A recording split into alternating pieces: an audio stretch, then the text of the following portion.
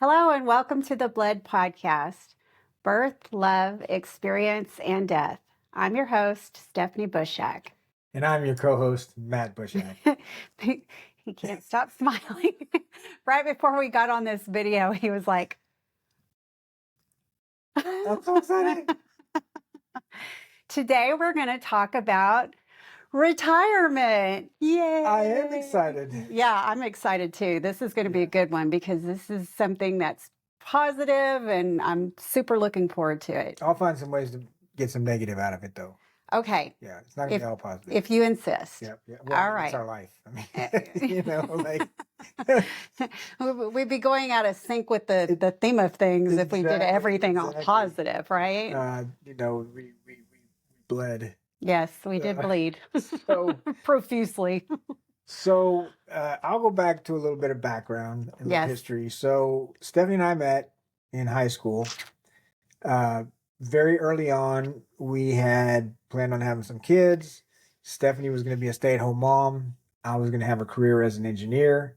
And then, eventually retire, but there was really no plan. I figured Social Security. And maybe, as I get older. I don't think we were looking that far into the future that early in our life. Yeah. Yeah. And even until our late 40s. When we realized, oh shit, we got to do something if you don't want to work forever and ever. Well, we had some issues with debt, with money mismanagement. We had to file for bankruptcy in '99, and then almost again in the 2010s. And just because we couldn't live within our means, and not to mention we weren't saving any money. Right. I mean, so even then, like, we wanted to get Sunny through school, and then we'd figure out what we're going to do. Right. And so, but, I planned on working until I was 65, have a career as a civil engineer, retire with all the accolades of that and the pride and all that stuff. And then something changed. And I'll tell you, something changed. The pandemic. Dun, dun, dun. I think the pandemic changed a lot of shit for a lot of people.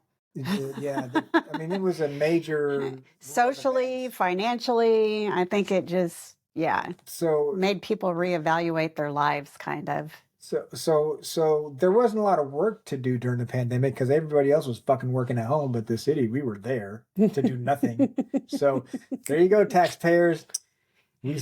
We didn't waste your money. Right. He braved COVID to go into work. But we did waste your money because we didn't do anything at work. No. Nobody else was working. No. There was nothing to do. It would have been better just to keep everybody at home and to do their work. Yeah. Save on electricity. So I didn't agree that we should be at work during the pandemic. Right. It's a serious thing. People are dying. Let's not take this lightly. Yeah. The city completely took it lightly.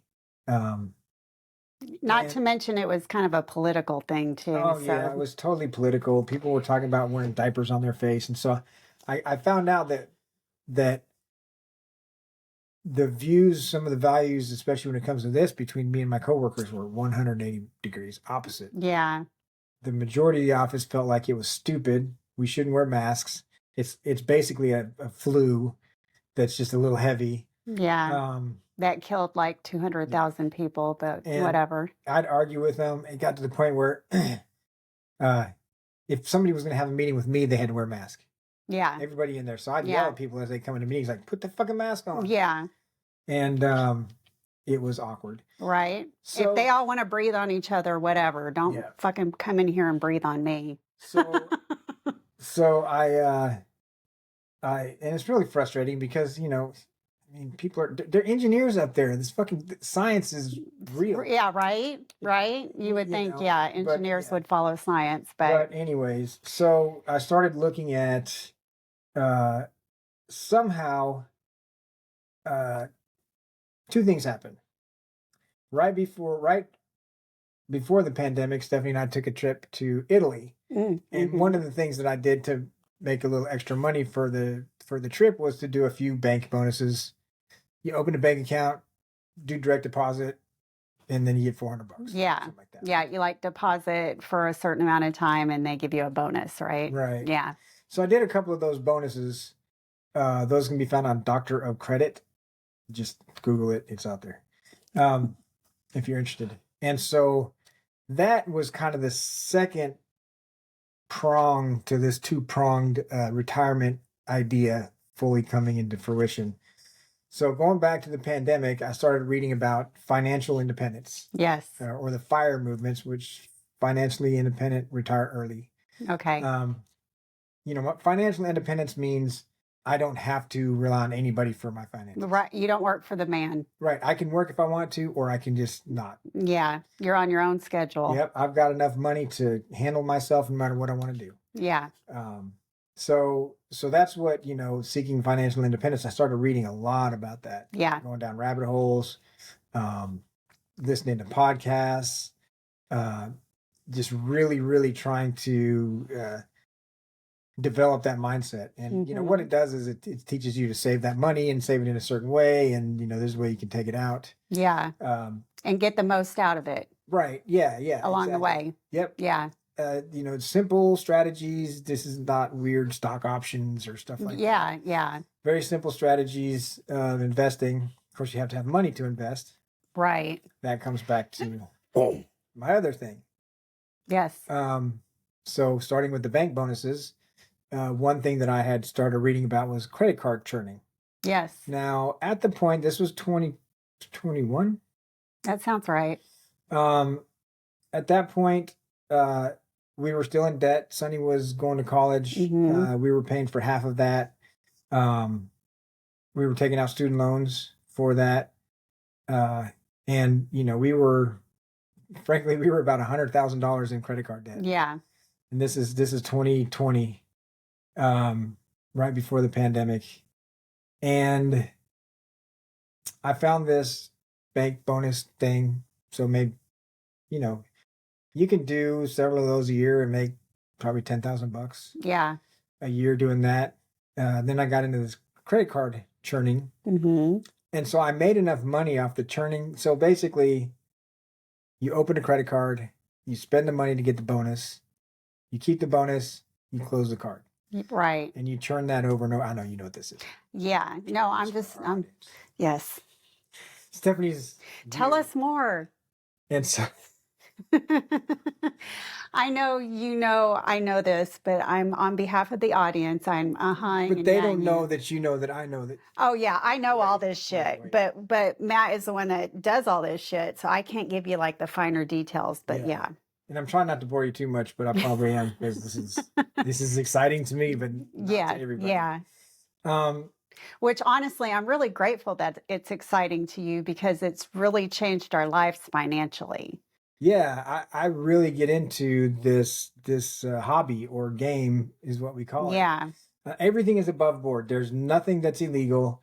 As a matter of fact, it's all to the terms and conditions of the bank. Yes. If the bank says we're going to give you 4% cash back on unlimited amount of spend, and you spend $100,000, you've been within their terms. They can't come back and say you're doing something nefarious. Right. You're following their terms. Even though we are taking advantage of the loopholes in the terms to make money off of that. Mm-hmm. It's off the credit card companies. Hell, I paid them interest for so many years. It's kind of like how rich people take advantage of the loopholes in taxes. Absolutely. Yeah. Or the poor people like us. Yeah. I mean, that's, you find the rules, but they get to do it on a bigger scale. Yeah. but those loopholes are available for anybody. Yes. Out there. They're everybody's loopholes. You just got to know what they are. Right. And that's what a lot of this is. I mean, there's a lot of, so there's the churning part of it, which can even get more in depth than just doing the credit cards. Yeah. I don't know if I could even explain it in a way that would make sense. But it's basically about moving money, the velocity, the faster that you can move money through these different financial products, you get a little bit percent here, and here. Yeah. And it adds up. And there's lots of different ways you can get percentages along that trail within different categories. And some of those trails shut down. Yeah. We've been shut down by city banks. Yeah. For abuse is what they call it. Yeah. Even though we were meeting their terms and conditions. Yeah. But as long as you're meeting their terms and conditions, the worst that can happen to you is you get shut down. Right. Yeah. Exactly. And it happens sometimes. Yeah. Yeah. Sometimes they say, "Oh, you're way overusing this card, and you keep doing this same thing, and we're not having it. Goodbye." Yeah. Why do you have 6 grocery charges of $450 each to 3 grocery stores in Houston and 3 in California? Yeah. I had to answer that. Yeah. Yeah. They were, you know what it was? Huh. Meal order. Oh. I thought of that one quick. I'm like, oh shit. No, you were buying neti pots so your wife could sell them on eBay. Yeah, we did that once. Actually, made decent money doing We that. made a few $1,000s off neti pots on eBay back when, in like the 2000s somethings, when Oprah was like toting neti pots and telling everybody how awesome they were. So then, that was back when Dr. Oz was actually considered a real doctor and not a quack. We should have known by the last name. I mean, yeah, it's pretty obvious. Yeah. But anyways, so I started doing this churning, and then I've gone way deeper into it, to the point where we wiped out our $100,000 in credit card debt. Mm-hmm. We paid off Sonny's $25,000 student loan, plus paid the last $25,000 out of pocket. Yes. We've bought a couple of cars, cash. Yes. I mean, used cars, not new. Yeah, but new to us. But not with no financing. Right. We've been able to save up a substantial amount. Yeah. And all this is because of this. And we've taken a bunch of awesome vacations. Yeah, we've taken at least 2 great vacations or more a year. Well, we went to Paris. Yeah, we usually do one big one a year. One really big one. Paris, then Scotland, then Machu Picchu. Yeah. And then we do something kind of more local or US based. Like we've gone to Disney World a couple of times. Yeah. So Washington, DC. Yeah. We were planning on going to Maine this year, but we had to sidestep that one for other reasons. But yeah. So this credit card churning, some give you cash back, some give you points. Yeah. And so we have both. Yeah. And so we do have a nice repository of points right now. So we could, we're planning on going to Hawaii next year. Yeah. We've already paid for the hotels with points. And not only that, but sometimes when we go on longer trips that are longer than about 4 hours, we get to go first class. Oh yeah. We've got to do that a few times. That's really fun. Flying lie flat seats over. Yeah. It's like when you go to Europe. Yeah. You get to put that thing all the way down to flat. Yeah. The flight attendants come by and feed you like you're a little piggy the whole entire time you're there. Yeah, we can't sit in the back of the plane anymore, y'all. We're a little spoiled rotten at this point. We went from owing $100,000 to you will not get me an economy. No, we go economy on shorter trips. Yeah. We do. I mean, we go economy usually if it's like a 2 or 3 hour trip. Yeah, but if it's more than about 3 hours, we're like, can we squeeze enough points to do first class? Of us, if it's me, Stephanie, and Ryan, we can handle the economy because you're all 3 together. Yeah. You don't care if you bump the elbow of both of your relatives, but if it's just 2 of us, we're sitting in the front. There's only 2 seats. So all this because of this crazy miles and points with all the trips. On top of all that, and a lot of cash can go into these trips too. Yeah. On top of all that, the income is more than 50% of what I make at the city. Wow. Yeah. It's like, which I already knew that, but y'all, wow. Yeah, I never thought so really that's becomes so between me reading about FI, this becoming lucrative, and understanding, okay, now we've got all this money, I need to do something. Yeah. We can't just blow this money. We got to put it somewhere. So it's putting it in sound of investments has been pretty successful for us. So next year, we'll have 20 years of public service, and next April 1st, which here, wait, we have a button for this now. Oh no. It's going. Oh, is it? I just can't hear it. Oh, my bad. Hopefully it's about stopped. Anyways, Sorry, we got a new board for for all of our audio equipment, so it should sound better. it should. This episode sounds better. Please, we're tired of fooling with the sound on all of our episodes. Next time we're just gonna yell at tin cans if this doesn't work. But so yeah, we had this perfect combination with the pandemic. A lot of the banks changed their points to cash values during the pandemic, and it hasn't gone back. So we're able to cash out these points at higher values, and so this has allowed me to retire first. Yeah. All this stuff.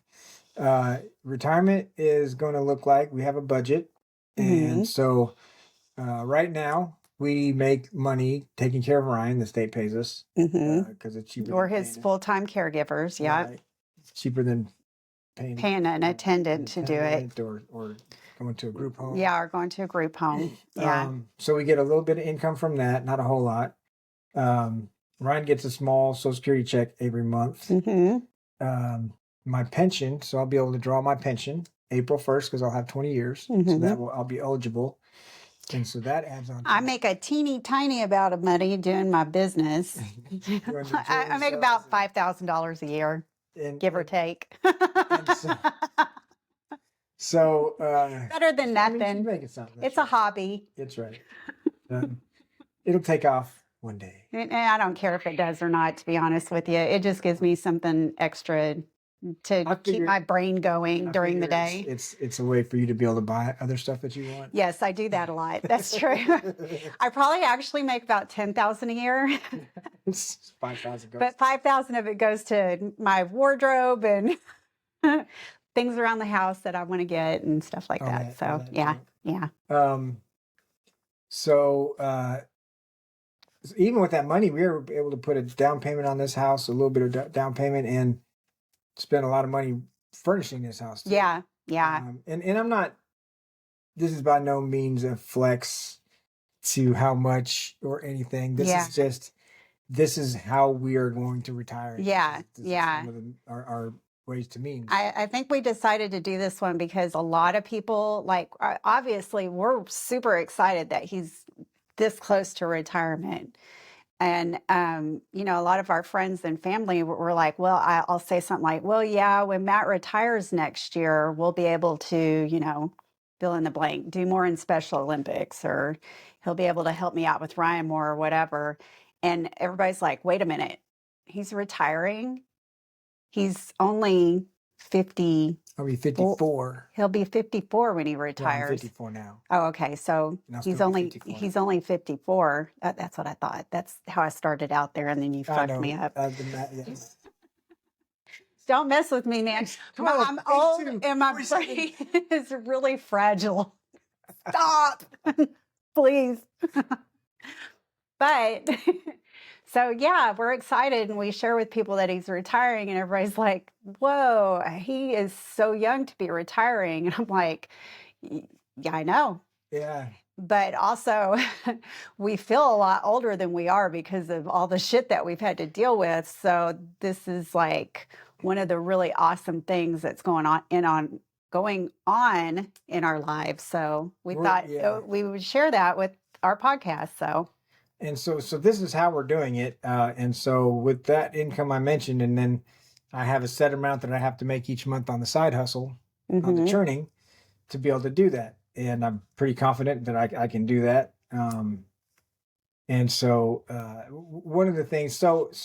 And if worse comes to worse, he can go work part-time somewhere. That's true. I mean, I have value as an engineer. I can get paid pretty decent if I need to go back to work. So I'm going to take at least a year off. I mean, we're planning retirement, but I'm going to take at least a year. If things don't go great, I'm at least going to take a year. And then so what are some of the things that we're doing during retirement that we've been dreaming of over the years? So there was something else I wanted to go back to. Oh, I'm sorry. Go ahead. About my work. So why don't I want to just continue to be an engineer and have this career? Why, Matt? That's a great question. Why? Why don't you want to just continue being an engineer? So glad you asked that. So, during the pandemic, again, I got disenchanted with engineering. I was with a consulting firm before the city, and it was an exciting place to work. The people were fun to work with. There's a lot of hours, but I almost didn't notice the hours because and that's the only reason you quit working for the private firm is because it was a lot of hours. And so we were getting to I was picking up a lot of slack that I'd never had to pick up before, which was fine, but it was exhausting. Mm-hmm. It was exhausting. And it was exhausting for you in some respects because you'd get home and you'd be like exhausted and you wouldn't get to do like your extracurriculars and so but you did work with a really great group of people. Had a great boss, great group of people. The city has a nice group of people. But it's just I'm not inspired there. Yeah. Partly as my job is to listen to citizens fucking whine about. Yeah. We need a stop sign here. A child's gonna die, and I don't care. Which, when you started doing this, you did not know was going to be part of your job description. It's soul sucking. Yeah. I mean, you have these, residents and concerned citizens calling and emailing and with the dumbest shit, And not only the dumbest shit, but some of them come at you like immediately on the offensive. Oh yeah. And they don't even want to hear what you have to say. Yeah, yeah. Or they're not listening to you. They don't come up and normally you would say, "Hey, I think there's a safety issue out here. Can you check to see if a stop sign would help?" Yeah. No, they just come up to me and they say, "We need a stop sign out here. How do we get it out here?" Well, first I have to do the analysis. Yeah. But that's not what they want. Right. They want this. They know a stop sign needs to be there. But if you say, "Hey, we don't know for sure a stop sign needs to be there. We need to vet it first," some of them lose their shit. They're not happy with that answer. And most of the things are no. We're not going to put up a sign. Yeah. We're not going to change this. We're not going to because it's working. We have guidelines. But people don't like to hear no. Yeah. And so I've got to deal with that fucking shit. And I cannot tell you how many times poor Matthew has come home and been like in a bad mood. And I'm like, "What's up, babe?" And he goes, "Man, I had this person call me today and they were XYZ. And it's like they don't even care that I'm a fucking engineer and I know this shit." Yeah. I mean, you don't go to your doctor and tell your doctor, "Hey, I need my appendix removed." You go to your doctor and say, "Hey, my fucking stomach hurts," and the doctor does the assessment to see if you need your appendix removed. So a lot of sidewalk engineers out there thinking they know the best way to do shit, telling you how to do your job. Yeah.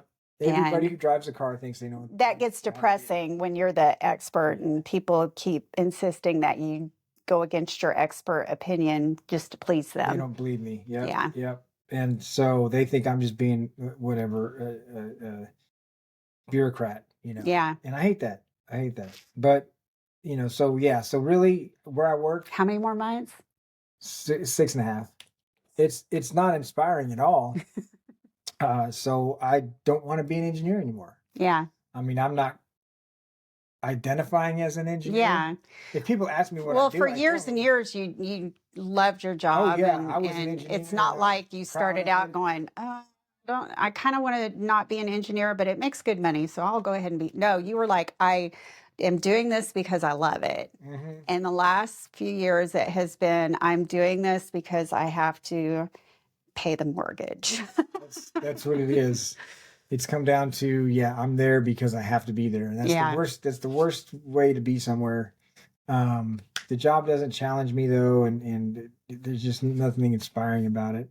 So the pandemic showed me, that my life does not revolve around engineering. And it also showed me a financial path out of that. Yeah.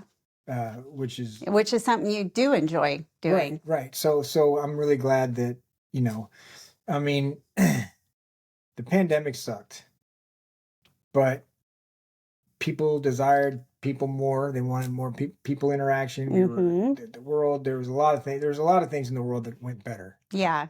a lot of us realizing that we need more time with our family and to make those connections with each other. And I said at the beginning of the pandemic, and this is maybe going off, but that first, when like they first shut everything down, I said, man, Trump has the ability right here to unite everybody against a common enemy. Mm-hmm. The common enemy being the pandemic. Yeah. He fucked that up. I know. He has to made throw it even a worse. Monkey fucking wrench in everything. Yeah.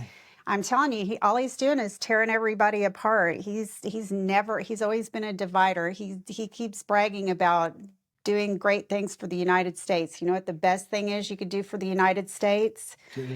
Unite people. United. United States. Yes. Not we're better than you or States. you're evil and we're God's given gift, or And it's none of that. We need to like come together, y'all. Unfortunately, the sentiment where I work is more that right wing, and so I struggled there.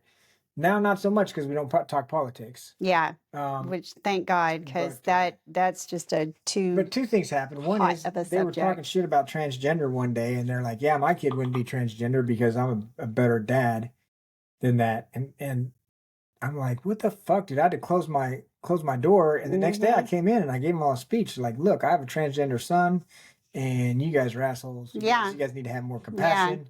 You got to realize these people are people." So there was that incident, and then after Sonny died, we have this Keurig coffee pot, and we got to fill the water up every so often. And so one day I went to go get coffee, and I was upset, and I was like, "Look, guys, I was frustrated. Can y'all just fill the water back up when it's empty? Just don't leave it empty." Yeah. So then they started emptying it every night before they left the office.